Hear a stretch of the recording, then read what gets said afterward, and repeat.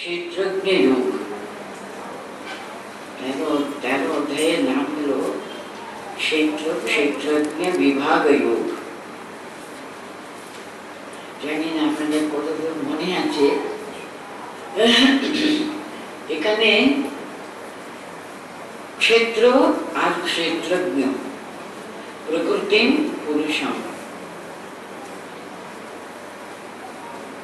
অর্জুন জানতে চাইলেন আমাকে তুমি এইসব কথাগুলো বলেছ, কিন্তু আমি এখনো ভালো করে বুঝতে পারছি না। আমাকে একটু প্রকৃতি পুরুষ এসব ব্যাপারটা ভালো করে জ্ঞানের জ্ঞানটা কি। ভগবান কি উত্তর দিলেন? এই যে শরীর দেখতে পাচ্ছ এটা ক্ষেত্র, আর অন্তরে তিনি অন্তর্যামী রূপে ভগবানের অন্তর সকলের অন্তরে রয়েছেন, তিনি হলেন ক্ষেত্রজ্ঞ। আরো বললেন একটা কথা, তুমি কিন্তু মনে রাখবে, আমি কিন্তু সর্বক্ষেত্রেষু ক্ষেত্রজ্ঞায়ামি মাং বিদ্ধি। সমস্ত ক্ষেত্রে কিন্তু আমি রয়েছি, এটা জানবে তুমি। প্রথম ক্ষেত্রে সমস্ত কথা বিভাগ, ক্ষেত্র মানে শরীর, শরীরের সমস্ত কথা বললেন। তারপরে ক্ষেত্রজ্ঞকে জানবার জন্য ধ্যান যোগের কথা, জ্ঞান যোগের কথা, কর্মযোগের কথা ইত্যাদি ইত্যাদি তিনি বলছিলেন। আজকে আমরা 30 পর্যন্ত পড়া হয়ে গেছে, আর 5টি মাত্র শ্লোক বাকি আছে, সেটাই আমরা পড়ব। কিন্তু 30-এর আগে দু একটা শ্লোকের কথাটা না যদি আমরা মনে করি, তাহলে 31 থেকে আমরা ঠিক বুঝতে পারবো না। আমরা এখন ক্ষেত্রজ্ঞের কথাটা হচ্ছিল, মানে তিনি আত্মারূপে সকলের অন্তরে রয়েছে। আমরা যেমন অনেক মানুষকে সামনে থেকে অনেক অনেক অনেক মানুষকে বিভিন্ন ভাবে ওদের সঙ্গে আমাদের সম্পর্কটা, কাউকে হয়তো খুবই খুবই ভালোবাসি, কাউকে সামান্য, কাউকে ভালো লাগে না, এরকম কত কি আমাদের প্রত্যেকটি সম্পর্কে আমাদের সম্পর্ক সম্বন্ধ রয়েছে। তো কিন্তু সকলের অন্তরে তিনি রয়েছেন, আমি শুধু তাকেই দেখছি। তিনি এই রূপে এসছেন, তিনি ওই রূপে আমার কাছে আছেন, কিন্তু তিনি রয়েছেন, আমি তাকে দেখছি। এই যিনি সেরকম একত্বম অনুপশ্যতি, সে এক বস্তুকে আর কি, সে এক সত্তাকে তিনি সকলের অন্তরে, সব বস্তুর অন্তরে, সমস্ত জগৎ প্রপঞ্চকে ব্রহ্মাণ্ডকে পরিব্যাপ্ত করে সে একমাত্র তিনিই রয়েছেন। তাকে তিনি সর্বক্ষেত্রে সবাইয়ের অন্তরে তিনি ওই একই দেখেন। সেটা হলো ঠিক ক্ষেত্রজ্ঞ জ্ঞান। দেখুন, আকাশ থেকে আমি শুধু পড়ছি, তাহলে বুঝতে পারবেন আমরা কি দিয়ে কনক্লুশন করছি আর কি।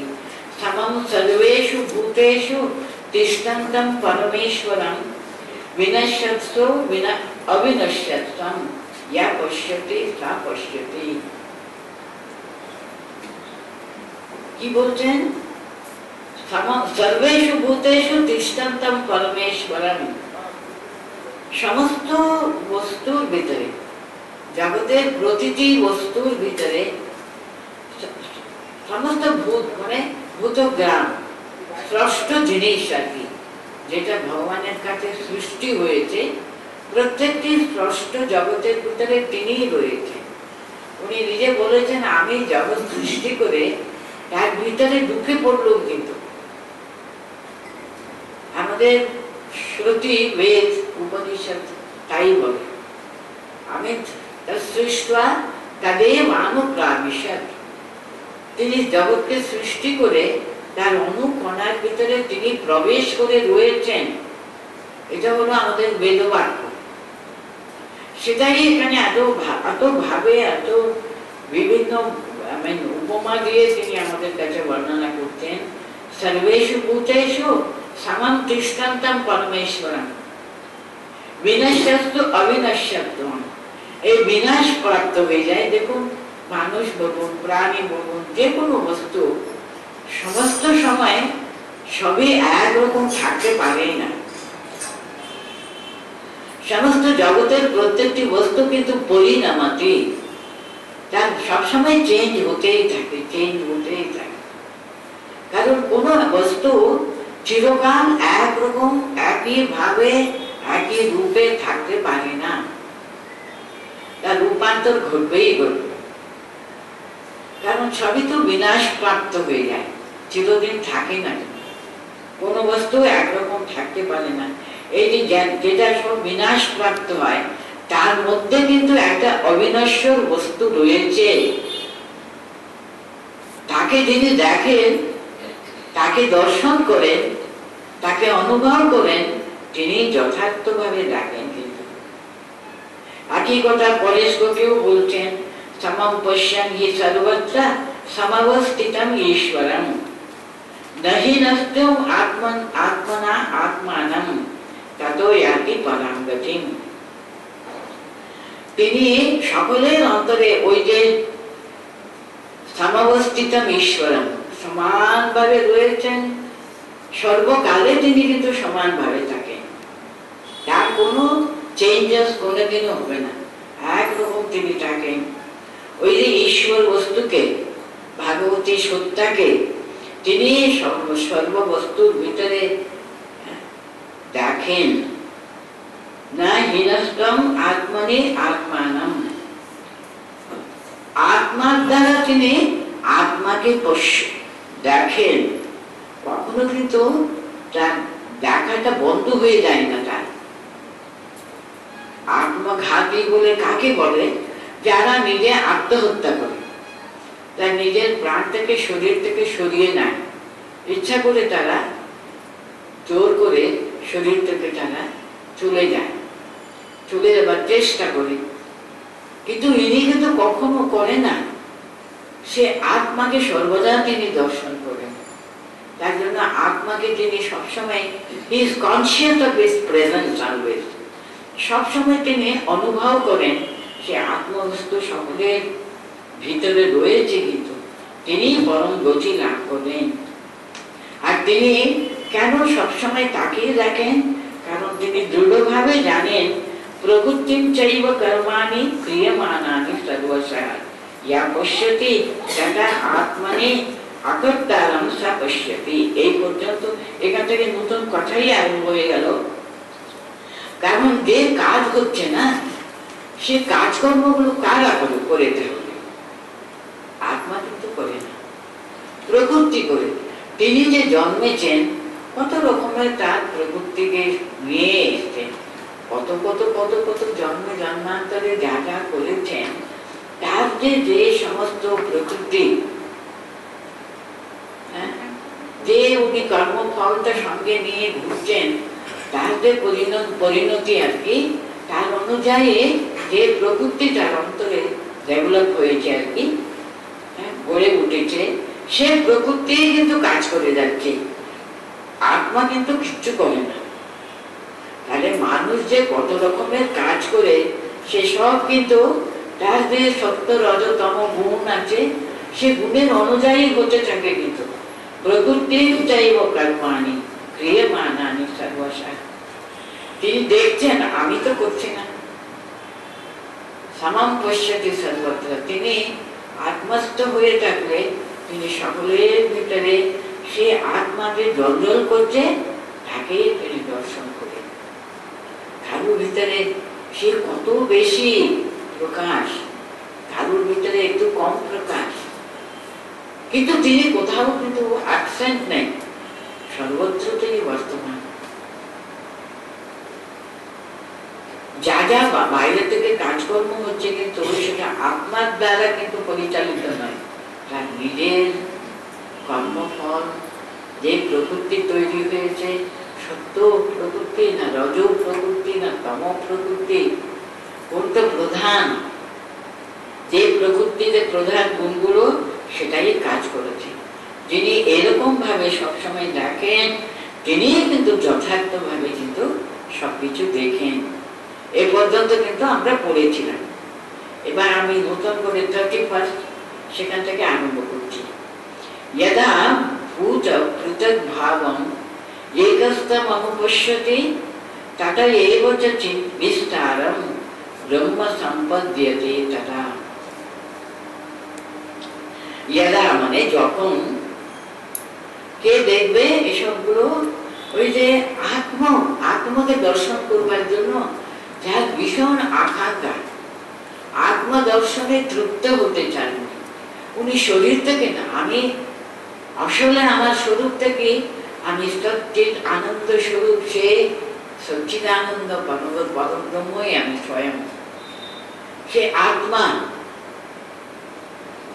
আত্মাকে এটুকু হতে পারে জল করতে, তার কথাটা আমি ভাবতে চাই, কারণ তিনি সর্বদা বর্তমান।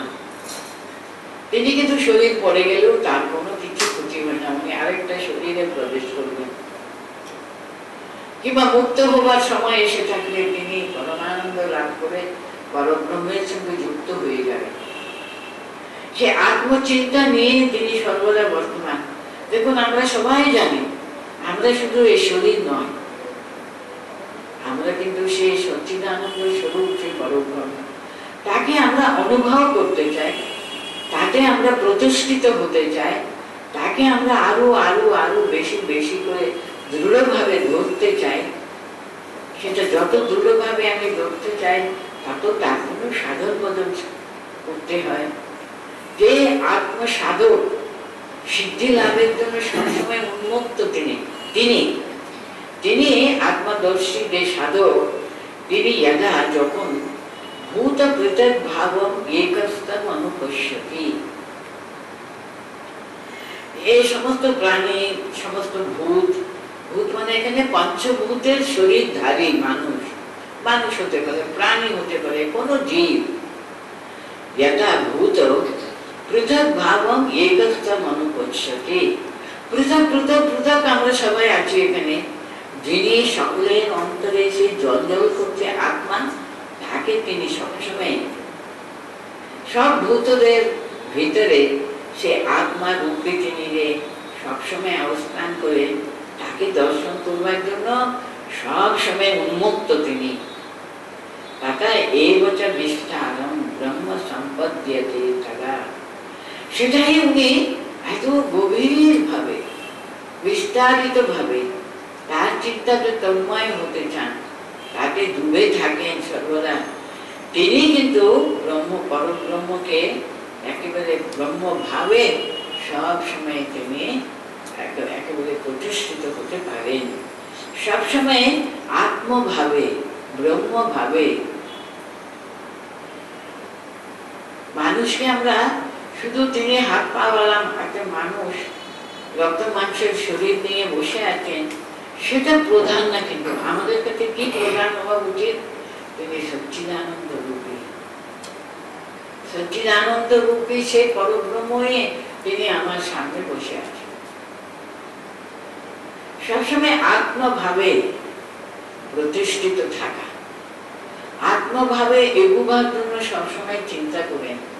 মানুষকে সবসময় দ্যাট ইজ স্পিরিচুয়াল লাইফ, আমরা স্পিরিচুয়াল লাইফ লিড করতে চাই।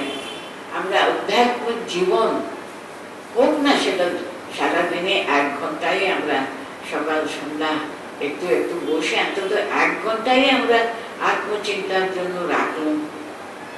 সেই সময় অন্তত আমরা কিন্তু এই বাইরে কত রূপ নাম মন এসব নিয়ে আছে, সবগুলো ভুলে গিয়ে পিছনে যে পরব্রহ্ম রূপে তিনি সচ্চিদানন্দ রূপে সকলের অন্তরে জল করছেন, তিনি তাকে অনুভব করেন, তাতে আমাদের অস্তিত্বটা প্রতিষ্ঠা করবার চেষ্টা করেন, তাকে সর্বদা চিন্তা অন্তত মনন করা, চিন্তন করা,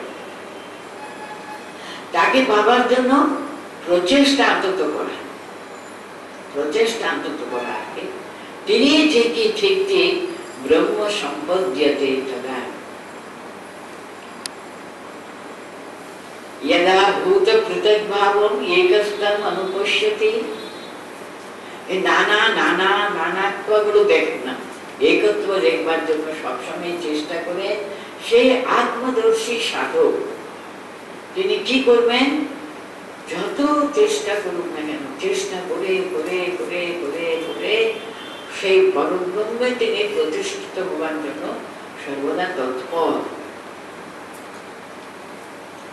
अनादित्वं अनिर्गुणत्वात् परमात्मा हि अयम् अव्ययः शरीरस्थो अपि कौन्तेय न करोति न लिप्यते।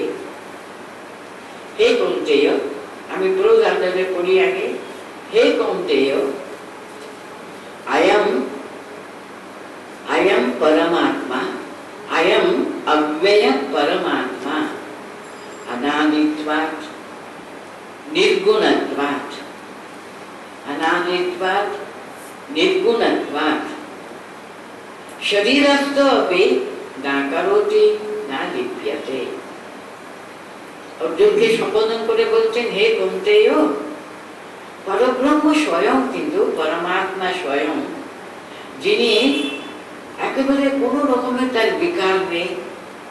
তুমি যখন ছোট শিশু ছিলেন, তোমার ভিতরে যে পরব্রহ্ম স্বয়ং ছিলেন। তুমি যখন বড় হচ্ছ, ভীষণ চঞ্চল দুষ্টু ছেলে হয়েছ, তখন তিনি হয়েছেন। তুমি যুবা, অনেক কিছু তুমি কাজ করেছ, প্রতিষ্ঠিত হয়েছ, তখনও তিনি।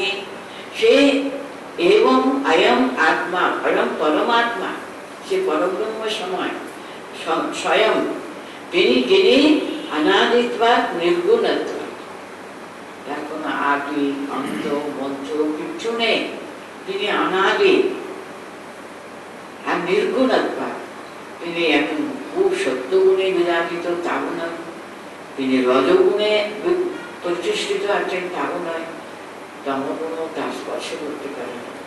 সত্য রজ তম তার সবকিছুর ঊর্ধ্বে কিন্তু তিনি নির্গুণত্বাৎ। আগে বললেন অব্যয় আত্মা, কোনো বিকার নেই সেখানে। তিনি অব্যয় পরব্রহ্ম স্বয়ং পরমাত্মা শরীর, শরীরস্থ অপি, এই শরীরে রয়েছেন, কিন্তু এই শরীরে রয়েছেন তিনি। এত সব সমস্ত গুণের ঊর্ধ্বে তিনি, অথচ এই শরীর, যে শরীরে সর্বদা গুণ বিকার আমরা দেখতে পাচ্ছি। কখনো আমাদের তমগুণ ভীষণ অধিক থাকে, কখনো রজগুণ, কখনো সত্যগুণ শরীরে বাস করেন, কিন্তু না করতি না লিপ্যতে। তিনি কোনো কাজকর্মের মধ্যে তিনি লিপ্তও নন, সেটা করবার জন্য তার কোনো আকাঙ্ক্ষাও নেই। তিনি সম্পূর্ণ নির্গুণ নিরাকার পরব্রহ্ম স্বয়ং তিনি, অথচ শরীরে বাস করেন। কিন্তু আমাদের সকলের মধ্যে কিন্তু ওই সচ্চিদানন্দ স্বরূপ সেই পরব্রহ্ম, তিনি অনাদিত্মা। আমরা এইসব কথাগুলো কিন্তু 6th চ্যাপ্টারে যখন আমরা ধ্যান যোগ পড়লো, তার আরেকটা নাম আছে অভ্যাস যোগ। ধ্যান যোগকে কোনো কোনো গীতায় অভ্যাস যোগ বলেও লেখা আছে, যেখানে সবাই অন্তরে যে আত্মচিন্তা কেমন ভাবে সে ধ্যান করবে ইত্যাদি ইত্যাদি বর্ণনা আছে।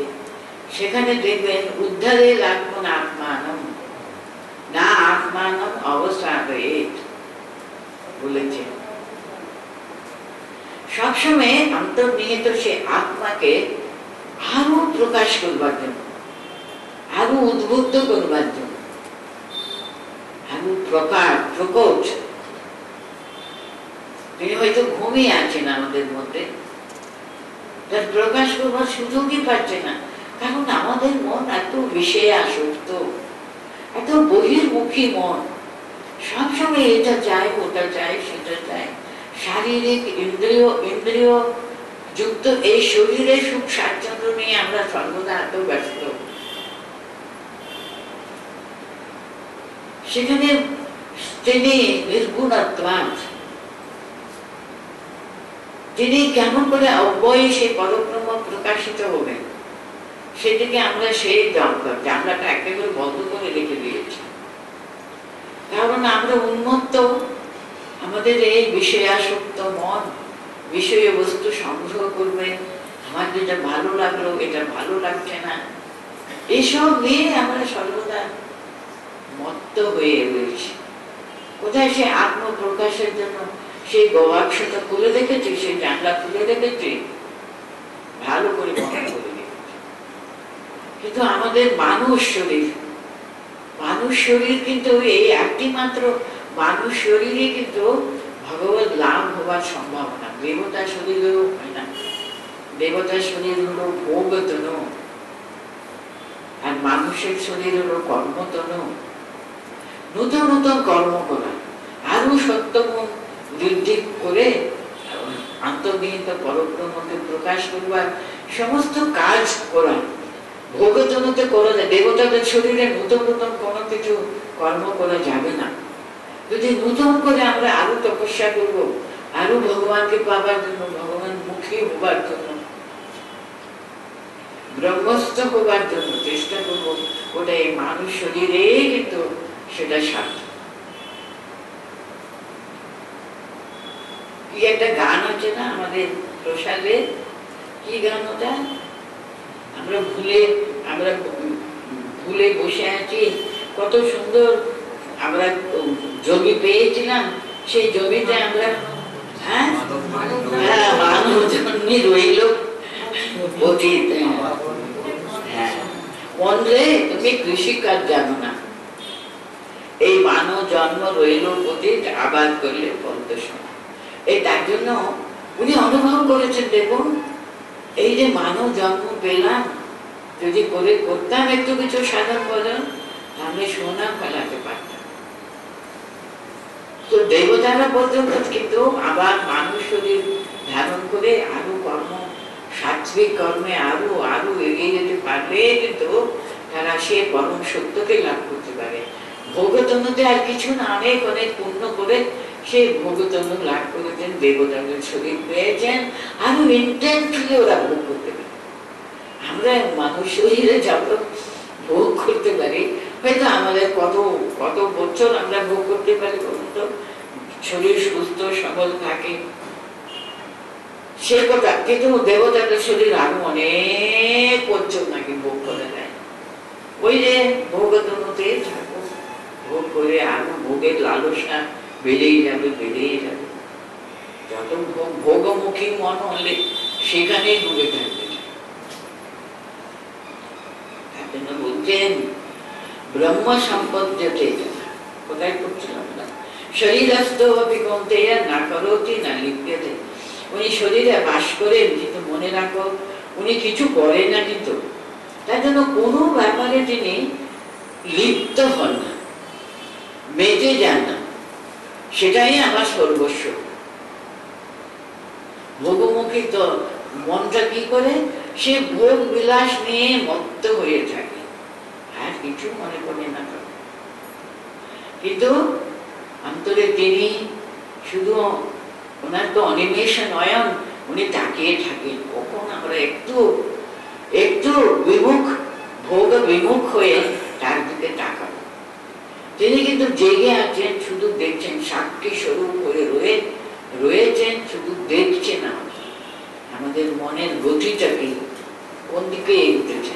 সবসময় ভোগমুখী মন, নিজের সুখ স্বাচ্ছন্দ্য ছাড়া আর কিছু বুঝি না। তিনি কিন্তু না করো কি না লিপ্যতে, কিছু করেও না তিনি, কোনো ব্যাপার নিয়ে তাকে মত্তও হবে না, লিপ্যতে না, একেবারে লিপ্ত থাকে না। अनादित्वात् अनिर्गुणत्वात् परमात्मा अयम अव्ययः शरीरस्थो अपि कौन्तेय न करोति न लिप्यते।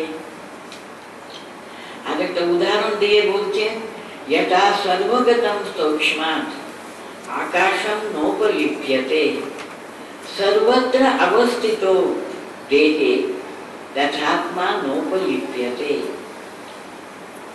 আরেকটা উপমা দিয়ে আমাদের বোঝাতে চেষ্টা করছেন, যথা যেমন সর্বগতম আকাশম, আকাশ মানে স্পেস আর কি, আকাশম মানে এই যে দেখুন আমরা যে বসে আছি চেয়ারের উপরে, এই যে আর বাদ বাকি সমস্ত জায়গা থেকে যেমন আমরা বলি এটা স্পেস, হ্যাঁ, দরজা জানলা সব খুলে দিলে সব একেবারে ওই স্পেস। আকাশের দ্বারা কিন্তু ভরে যায়। স্পেসে যেটা সর্বগতম সূক্ষ্মাদ আকাশম, খুবই সূক্ষ্ম ভাবে আছে, অত্যন্ত সূক্ষ্ম। আমরা স্পেসকে থেকে শুধু অনুভব করতে পারি, খুব ঠান্ডা খুব গরম যখন সেখানে প্রবেশ করে আমাদের শরীরে যখন স্পর্শ করে আমরা অনুভব করি, তা নাহলে আমরা তো অনুভবই করি না। यथा सर्वगतम सूक्ष्माद आकाशम, यथा सर्वगतम आकाशम सूक्ष्माद नोपलिप्यते। आकाश যেমন স্পেস যেমন ক্ষেত্র চারিদিকে পরিব্যাপ্ত হয়ে রয়েছে, ঠিক তেমনি আত্মা কিন্তু এত সূক্ষ্মাতি সূক্ষ্ম, এত সূক্ষ্মাতি সূক্ষ্ম বলে নোপলিপ্যতে, কোথাও লিপ্ত হয় না। দেখুন দুর্গন্ধ আসে, সুগন্ধ আসে, আকাশ কিন্তু নির্লিপ্ত, সুগন্ধ তার ভিতরে পরিব্যাপ্ত হয়ে যায়, দুর্গন্ধ আসতে পারে, কত ধোঁয়া ধোঁয়া কত কি তারও আসতে পারে, সবটার ভিতরে কিন্তু সে যুক্ত হয়ে যায় না, সে আলাদাই থাকে।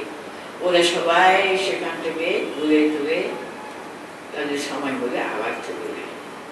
কিন্তু আকাশ যে তাদের পরিব্যাপ্ত হয়ে গেল, আমরা আমাদের মনে হচ্ছে বাবা কি দুর্গন্ধ আসছে, এই যে জায়গা দিয়ে বয়ে যাচ্ছে বায়ু আমরা পাচ্ছি, কিন্তু আকাশ কিন্তু স্থির, সুগন্ধ আসুক দুর্গন্ধ আসুক ধোঁয়া আসুক যাই আসুক, ও কিন্তু না লুকিয়েছে, ও নিজের নিজের মতো থাকে। তোমরা আসো যাও যাই যাও, তা কিন্তু তার সঙ্গে মিশে গিয়ে তাই হয়ে যায় না। কেমন নৌপলিপ্যতে সর্বত্র অবস্থিত দেহে তথা আত্মা নৌপলিপ্যতে, মানে এখানে তথা ঠিক তেমনি তেমনি সর্বত্র সর্বত্র সর্বত্র দেহে অবস্থিত আত্মা। আমাদের আত্মা শুধু কি হৃদয়ে আছেন, শুধু হৃদয়ে আছেন তা না, তিনি সমস্ত শরীর থেকে পরিব্যাপ্ত করে রয়েছে। আমরা হৃদয় হলো ভাঙ্গা মারা জায়গা, আমরা সেখানে তাকে উনি আসনে তিনি বসে আছেন, সেটা চিন্তা করতে আমাদের সুবিধা হয় বলে তাকে, কারণ সমস্ত রক্ত সবকিছু কিন্তু কেন্দ্র স্থান হলো আমাদের হৃৎপিণ্ড, তার জন্য সেখানে তাকে অন্তর থেকে আমরা ডাকতে পারি। কারণ আমাদের হৃদয় যদি ঠিক থাকে, ঠিক ঠিক কাজ করে শরীরের সর্বত্র কিন্তু রক্ত পরিচালনা করতে পারে, তাই না? সব জায়গাতে কিন্তু রক্ত এসে কিন্তু হৃদয়ে কিন্তু একবার ঘুরে যায়, এখানে আসে, আবার ক্লিন হয়, আবার সমস্ত শরীরে যায়, সবকিছুকে কন্ট্রোল করে কিন্তু সে হৃৎপিণ্ড। তার জন্য বলছেন হৃদয়ে আমরা তাকে চিন্তা করলে তার চিন্তার প্রবাহ কিন্তু সারা শরীরে কিন্তু পরিব্যাপ্ত হতে পারে। তার জন্য বলা হচ্ছে হৃদয়ে তুমি চিন্তা করবে, তাহলে তিনি সমস্ত শরীরে সর্বত্র তিনি পরিব্যাপ্ত হয়ে রয়েছেন। যথা আকাশম সূক্ষ্মাৎ সর্বগতম আকাশম সূক্ষ্মাৎ নোপলিপ্যতে, যেমন আকাশ সর্ব জায়গাতে রয়েছে, সে যেমন আছে ঠিক তেমনি থাকবে, এর উপর দিয়ে যত কি যায় না, ও কিন্তু ঠিক নিজের মতো অবস্থান করে থাকবে। ঠিক তেমনি সর্বত্র অবস্থিত তথা ঠিক তেমনি সর্বত্র অবস্থিত দেহে, তিনি আমাদের দেহে সর্বত্র তিনি অবস্থিত থাকেন। নোপলিপ্যতে, তিনি কোনো কোনো ব্যাপার নিয়ে তিনি লিপ্ত হন না। যেমন আকাশ নির্লিপ্ত ভাবে সবাইকে গ্রহণ করে, সবাই আসে যায়, ও কিন্তু কোনোতেই কিন্তু লিপ্ত হয় না। তাকে ডুবে গেল, তাকে নিয়ে ব্যস্ত হয়ে গেল, কোনো কিছু করে না, সে নিজের ভাবে কোনো এতটুকু লিপ্ত না হয়ে থাকবে, তার উপর দিয়ে সবাই আসে যাওয়া আসা যাওয়া। ঠিক তেমনি আত্মাও তাই, তিনি সেটা বলতে চাইছেন কি এটা সর্বগতম সূক্ষ্মাৎ আকাশম নোপলিপ্যতে, লিপ্ত হয়ে যায় না। সর্বত্র অবস্থিত দেহে তথা आत्मा नोपलिप्यते।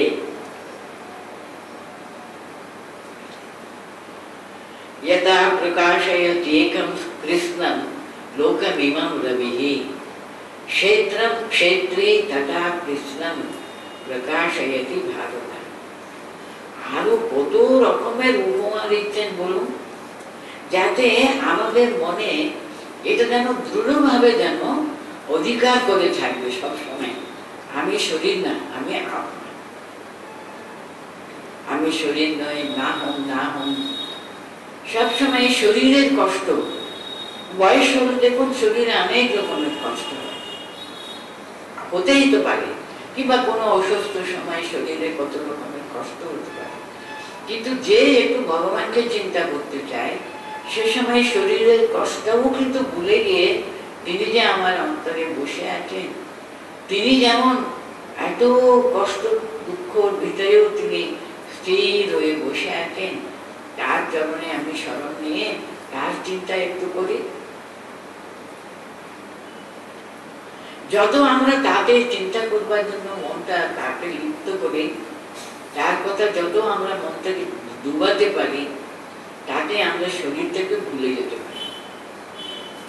তার চিন্তায় সবসময় আমরা ডুবে থাকতে পারি, কারণ তিনি আমাদের সকলের অন্তরে রয়েছেন। উনি কিন্তু অনিমেষ নয়নে আমাদের দিকে তাকিয়ে আছেন, কখন আমরা একটু ওর দিকে তাকাবো, ওর চিন্তা করব, সমস্ত মন ওর দিকে আমরা দিতে পারি। যে কখন করি বলুন তো, জব করতে বসেও আমাদের কত চিন্তা রে বাবা, হাতে মালা ঠিক ঘুরছে, মুখে নামটাও কোথায় জব করে যাচ্ছি আমরা, কিন্তু মনটা কোথায় কোথায় কোথায় কোথায় কোথায় ঘুরতে থাকে। তাহলে আত্মস্থ হয়ে আমরা কখন তার চিন্তা করব? দেখুন আমাদের সুবিধা করবার জন্য ভগবান শ্রী রামকৃষ্ণদেব এই কলিযুগে ভক্তি পথ হলো সর্বশ্রেষ্ঠ পথ। তিনি একটা রূপ, একটা নাম, আমরা সদ্গুরু লাভ করে তার কাছে একটা নাম পেয়েছি, সে দেখুন তাকে চিন্তা করি, তার রূপ আছে, তার গুণ আছে, তার কত লীলা কাহিনী আছে, সেই সব দিয়ে মনটা ভরে রাখতে পারলে না, একাগ্র করতে খুব সহজ হয়। আত্মাকে নিয়ে সচ্চিদানন্দ স্বরূপ মনটাকে অনেকক্ষণ থাকতে পারে, সে আত্মচিন্তায় পারে না, কারণ টু আবস্ট্রাক্ট একটা ইউনিট হয়ে যাবে। সে আত্মচিন্তা করাটা সকলের পক্ষে এত সুবিধা না। আর তার জন্য দেখুন ভক্তি মার্গ হলো কলিযুগের জন্য, এটাই প্রশস্ত মার্গ, খুবই সুখসাধ্য মার্গ, অতি সহজে মনটা সেখানে লিপ্ত হতে পারে। আমরা যদি ভগবান শ্রী রামকৃষ্ণ দেবের কথাটা চিন্তা করি, তার বাল্য কত কাহিনী আছে, তারপর তার তপস্যা দক্ষিণেশ্বরে এসে কত তার কাহিনী, কত কথামৃতে আমরা কত কি পেয়েছি। দেখুন না, কথামৃতের মতো প্রতিদিনের দিয়ে সেটা ডায়েরি লিখে রেখেছেন মাস্টারমশাই। এক একটা দিনের কথাটা তো আপনারা যেমন কথামৃত পাঠ করেন, সেটা যদি চিন্তা করি আমরা বসে, ঠাকুর হাসলেন, ঠাকুর কথা বললেন, ঠাকুর ওর দিকে কি বললেন, তাকে কি বললেন, এটা তো মনটা সবসময় ঠাকুরকে নিয়ে ঘোরাফেরা করতে থাকলেও মনের ভাবটা না অনেক উঁচু হয়, দৃঢ় হয়, ভগবত চিন্তায় মন ডুবে থাকতে হয়। তার জন্য কত রকমের সুবিধা করে দিয়েছেন, তা হলেও কিন্তু মন তাকে ডুবে থাকে, কি থাকবার চেষ্টা করি আমরা, সে ডটসই হয়, মাঝখানে ভাবটা কিন্তু কত জায়গাতে বড় বড় ফাঁক হয়ে যায়, কিন্তু ওই চেষ্টা করার জন্য কত রকমের। তার জন্য এখানে এত রকমের উপমা দিচ্ছেন। প্রথম আকাশের উপমা দিলেন, কোথাও লিপ্ত হয় না, আকাশের মতো মন, যাতে আমাদের মন যদি হয় কোনো আমাদের কত রকমের দুঃখ সুখ, রোগ, কত কি কষ্ট হতে পারে, সবগুলো ভুলে গিয়ে আত্মস্থ হয়ে তার সচ্চিদানন্দ স্বরূপকে চিন্তা করা, কিংবা আমাদের যে মন্ত্র তার কথা চিন্তা করে ডুবে রাখা। यथा प्रकाशयति एकं कृष्णं लोकमिमं रविः। नेक्स्ट उपमा আমরা পড়ছি, क्षेत्रं क्षेत्री तथा कृष्णं प्रकाशयति भारत।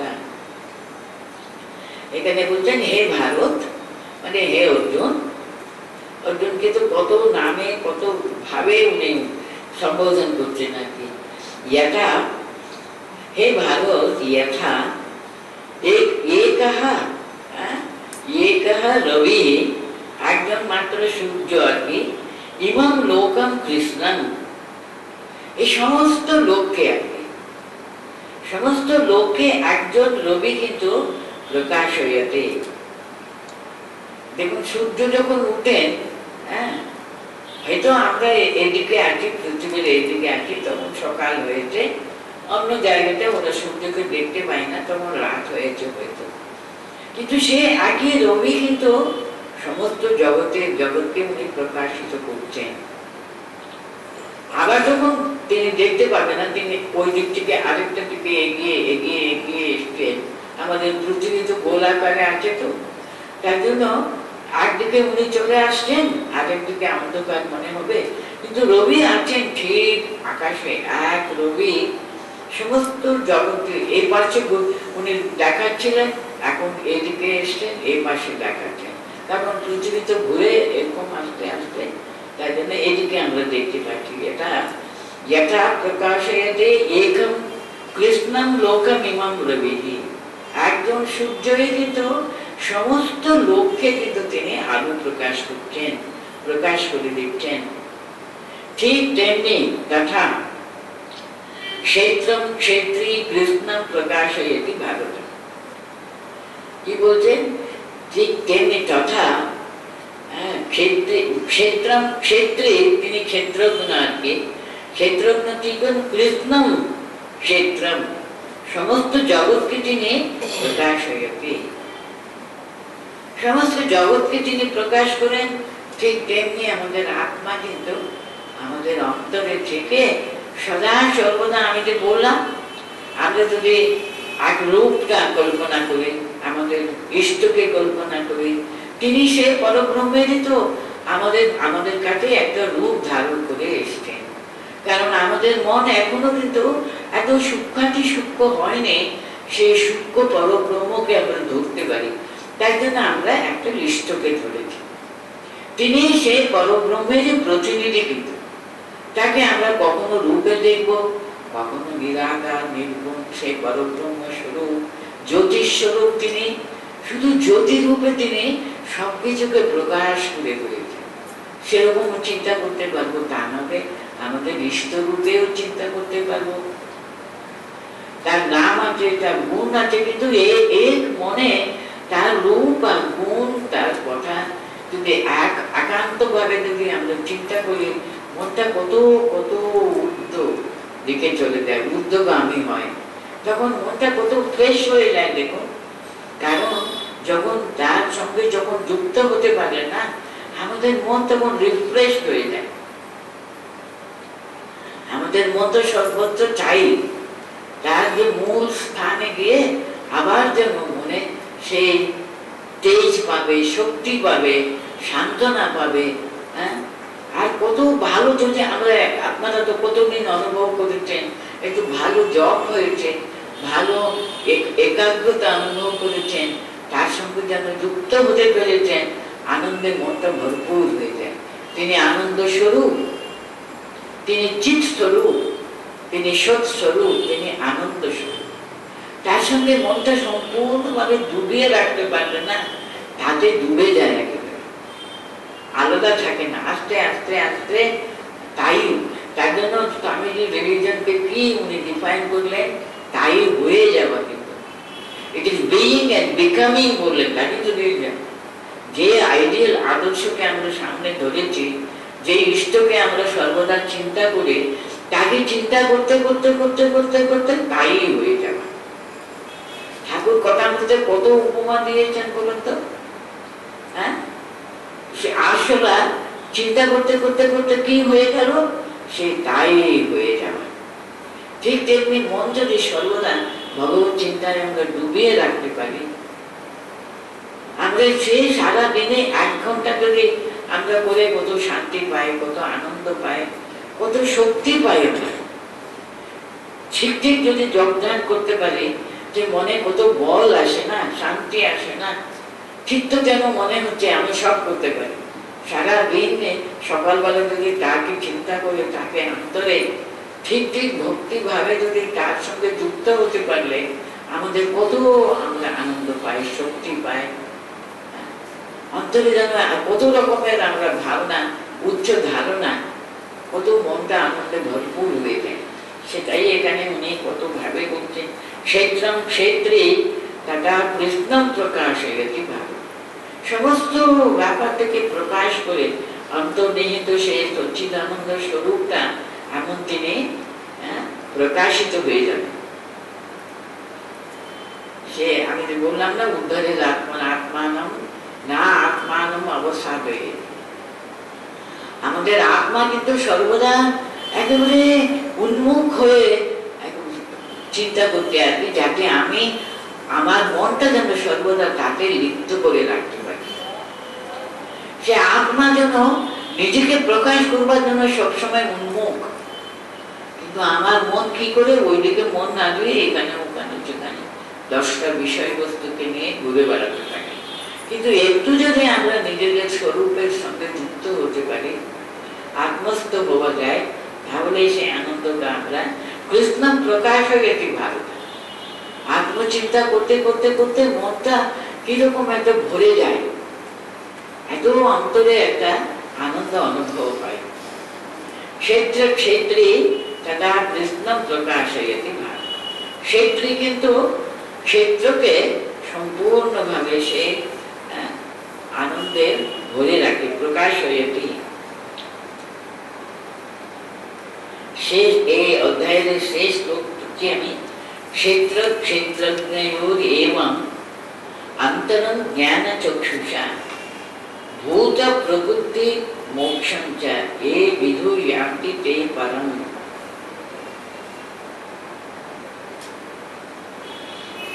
ক্ষেত্র এবং ক্ষেত্রজ্ঞ, এরকম ভাবে আমাদের শরীরের কথা যে ভালো করে সবকিছু জ্ঞাত হলো।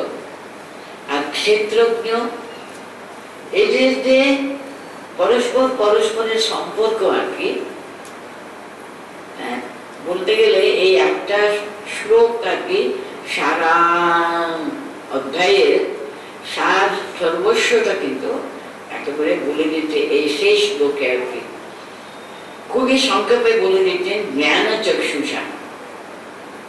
প্রথম কথা হলো এ মানে যিনি, এইভাবে আর কি, এবং ক্ষেত্র ক্ষেত্রজ্ঞয়োর এবং অন্তরম, ওই এবং আর কি, যিনি এইভাবে ক্ষেত্র ক্ষেত্রজ্ঞয়োর অন্তরম, ক্ষেত্র এবং ক্ষেত্রজ্ঞের সম্পর্কটা আর কি জ্ঞান চক্ষুষা ভূত প্রকৃতি মোক্ষং চ জ্ঞান চক্ষুষা। আর আমাদের যে শরীর, মন, প্রকৃতি, কিভাবে যে আমরা প্রকৃতির ভিতরে আমাদের শরীর গঠিত কিন্তু পঞ্চমহাভূতেরই একটা অংশ নিয়ে আমাদের শরীর গঠিত হয়েছে। এটা প্রকৃতি দ্বারা তৈরি হয়েছে আর কি। আমরা প্রকৃতির সঙ্গে যুক্ত আছি, ক্ষেত্র আমাদের, কিন্তু ক্ষেত্র তার গুণগুলো বলা হলো এখানে। আমরা কিন্তু ক্ষেত্রজ্ঞের কথাই চিন্তা করব, ক্ষেত্র তো রয়েছে ঠিকই, আমরা ক্ষেত্রের কথাই সর্বদা ভাববো নাকি? প্রকৃতি তো সবসময় পাল্টাচ্ছে, প্রকৃতি আর একরকম থাকে না, প্রকৃতি কিন্তু নষ্ট হয়ে যায়। তার জন্য আমরা যেটা অবিনশ্বর তাকে চিন্তা না করে যেটা বিনাশী, যেটা দুদিন আছে দুদিন পরে চলে যায়। এই দেখুন না, শরীর কেমন জন্মালো, ছোট ছিল, সে বড় হলো, আস্তে আস্তে একদিন এই শরীর থাকবেই না। যদি আমি শরীরের কথায় যেটা দুদিনের তার চিন্তাই করবো কেন? যেটা অবিনশ্বর ক্ষেত্র করে আমাদের অন্তরে রয়েছে, তিনি অবিনশ্বর, তিনি সর্বদা কিন্তু আমাদের সঙ্গে রয়েছে। ছোটবেলাতে যখন খুব ছোট ছিলাম তখন ছিলেন, পরেও ছিলেন, শরীর চলে গেলেও উনি আছেন, উনি সর্বদা রয়েছেন আমাদের অন্তরে। সেটা যত বেশি প্রকাশ করতে পারে আমরা তাই হয়ে যাব। আর প্রকৃতিকে ধরে রাখবার প্রয়োজন হবে না, কারণ আমরা সকলে কিন্তু তার কাছ থেকে এসেছি। তিনি আমাদের ধরে রেখেছেন, আর শেষে তারই চরণে যেতে হবে, তার সঙ্গে যুক্ত করব। এই অল্প দিনের জন্য শরীরে বাস করি, কেন প্রকৃতিকে আমরা ধরে থাকবো সবসময়? ক্ষেত্র আর কতদিন থাকে? ক্ষেত্র কত ক্ষেত্র আমরা একেবারে ছেড়ে দিয়ে এই ক্ষেত্রে এখন রয়েছি। ক্ষেত্র তো একই রকম থাকে না, সে একেবারে বিনাশী দুদিনের। সেই ক্ষেত্রকে নিয়ে কত ক্ষেত্রের ভিতর দিয়ে আমরা এসেছি বলো। প্রত্যেকটি ক্ষেত্রের কথাটা আমাদের মনেও নেই, কোন কোন ক্ষেত্র আমরা পার করে এই ক্ষেত্রে এখন বাস করছি। এই ক্ষেত্র তো সর্বদা একরকমও থাকে না, ক্ষেত্রকে নিয়ে এত মাথা ঘামাবো কেন? ক্ষেত্রজ্ঞ যে যিনি সর্বদা আমাদের সঙ্গে রয়েছেন, সর্বদা আমাদের ধরে ধরে ধরে ধরে এগিয়ে নিয়ে আসবেন, তোমাকে তাই হতে হবে। তাই হবার জন্য চেষ্টা করবো না? তার জন্য উনি বলতেন যে এই সম্পর্কটা ভালো করে বুঝে নেয়, ক্ষেত্রজ্ঞেয় এবং অন্তরম জ্ঞান চক্ষুষা। আর কি জানবে ও? ভূত প্রকৃতি মোক্ষঞ্চা। কেমন ভাবে আমরা এই প্রকৃতি, এই শরীর দিয়ে আমরা মোক্ষ যখন প্রাপ্ত হবে, আমরা কি করে ঠিক ঠিক ভাবে জানতে হবে? বলছে না, মরণে তুমি দেখবে, স্মরণে প্রকৃতি ঠিক ঠিক তার কত দূর এগিয়েছেন, তার মৃত্যুতে আমরা বুঝতে পারবো। বা তার মানে কি, তিনি যখন এই ক্ষেত্রটা ছেড়ে দিয়ে চলে যাচ্ছেন, বাবা আমি আর ক্ষেত্রের ভিতরে আটকে থাকবো না, আমি আমার নিজের যেটা স্বরূপ, সেই স্বরূপে আমি একেবারে ডুবে যেতে চাই। কেন বারে বারে বারে ক্ষেত্র পাল্টে পাল্টে পাল্টে কত ক্ষেত্রে ঘুরতেই থাকবো বলতো? ক্ষেত্রের অনেক কিছু দেখা হলো, এবার ক্ষেত্রের প্রতি আর মোহ আর কত আমাদের আন্তরিক আকাঙ্ক্ষাটা ছেড়ে দিয়ে এখন প্রকৃতির সম্পর্ক দূর করে দিয়ে ঠিক ঠিক সেই ক্ষেত্রজ্ঞ তিনি, তার সঙ্গে যুক্ত হবার চেষ্টা করি, কারণ তিনি একরকম থাকে। আমরা আত্মঘাতী হব কেন? আত্মবস্তুর সঙ্গে যুক্ত হবার চেষ্টা করব, আত্মাকে আমরা আঘাত করবো এবার কেন? তার জন্য উনি বলছেন তিনি ঠিক ঠিক এই ক্ষেত্র এবং ক্ষেত্রজ্ঞের মধ্যে যে সম্পর্কটা তিনি জ্ঞান চক্ষুষা এই বিদুহ, ঠিক ঠিক ভাবে তার যে যথার্থ সম্পর্কটা সে বুঝে নেবে না, তিনি কিন্তু তিনি পরম শ্রেষ্ঠ, সে জ্ঞানটা তিনি লাভ করবেন, তিনি সে পরম শ্রেয়কে লাভ করবেন। বলতে গেলে আমি বললাম এই পুরো ক্ষেত্রজ্ঞ অধ্যায়ের সারাংশটা কিন্তু আমরা এখানে পাচ্ছি। জ্ঞান চক্ষু যাতে আমাদের খুলে যায়, জ্ঞান চক্ষু খুলে রেখে আমরা ঠিক ঠিক প্রকৃতি সম্পর্কে, আর এই প্রকৃতির মালিক তিনি, ক্ষেত্রজ্ঞ তিনি, তার সম্পর্কে ঠিক ঠিক জ্ঞান যাতে আমাদের হয়, সেই জ্ঞানের সঙ্গে যেন আমি পরম শ্রেষ্ঠ যেন আমি জ্ঞানটা লাভ করতে পারি। এই হলো এই ক্ষেত্রজ্ঞ বিভাগ যোগের সারাংশটা কিন্তু আমরা এখানে পেলাম।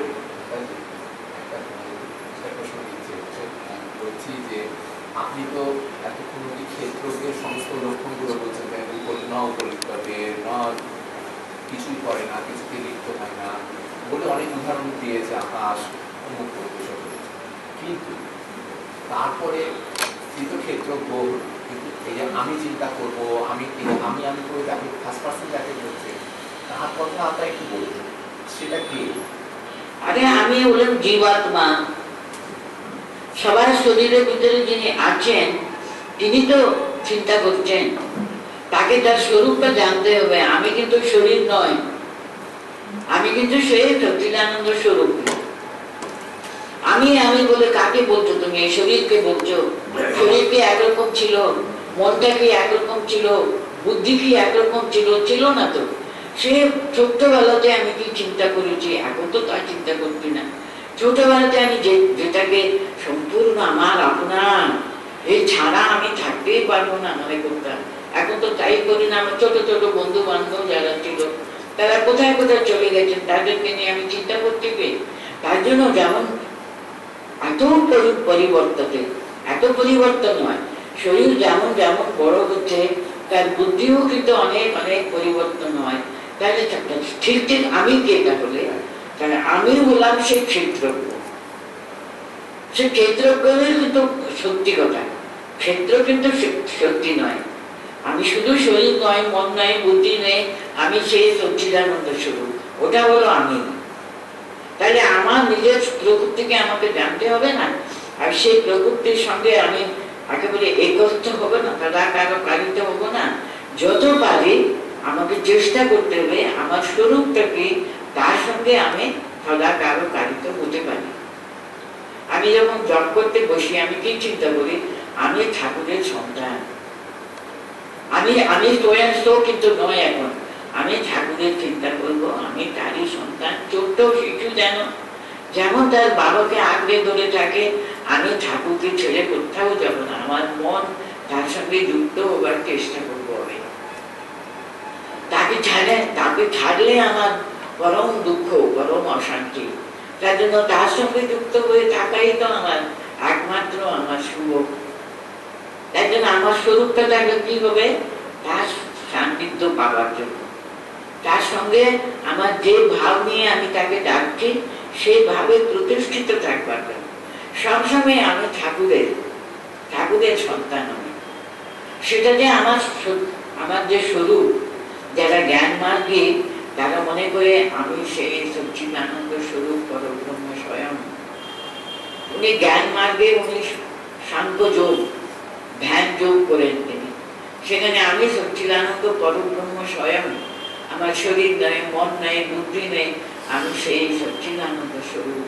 শিবোহম শিবোহম শিবোহম সচ্চিদানন্দ শিবোহম। সেটা তো আমি, সেই সচ্চিদানন্দ শিবোহম তো আমি।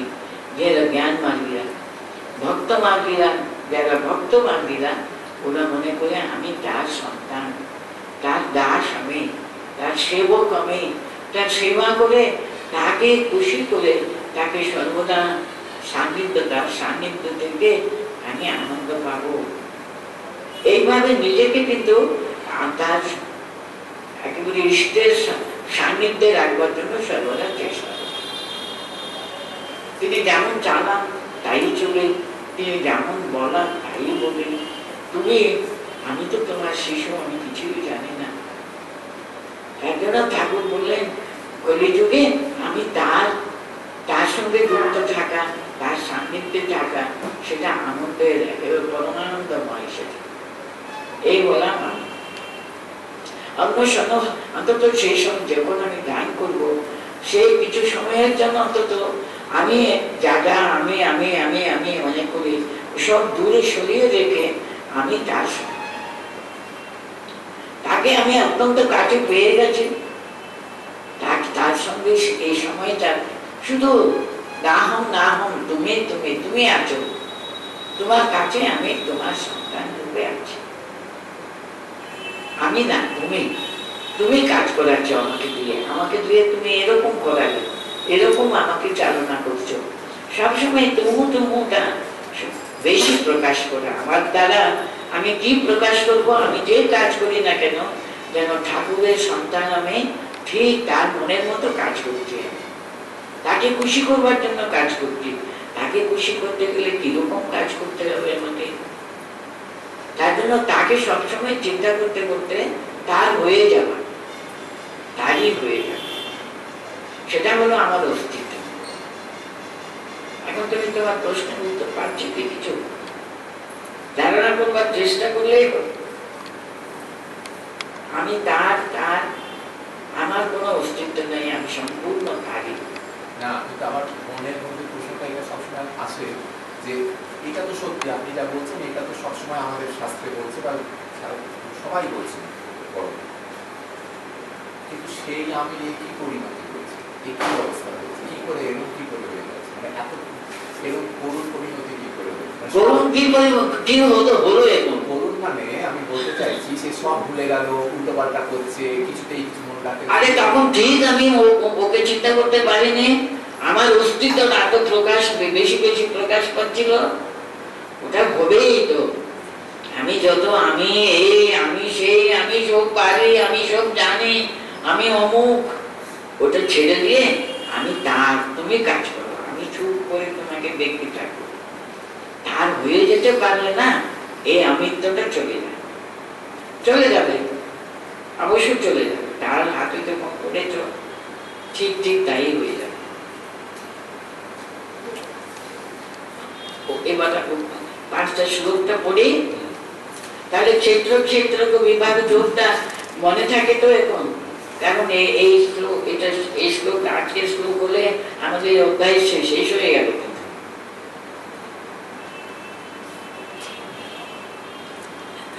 এখান থেকে পড়েছিলাম আজকে।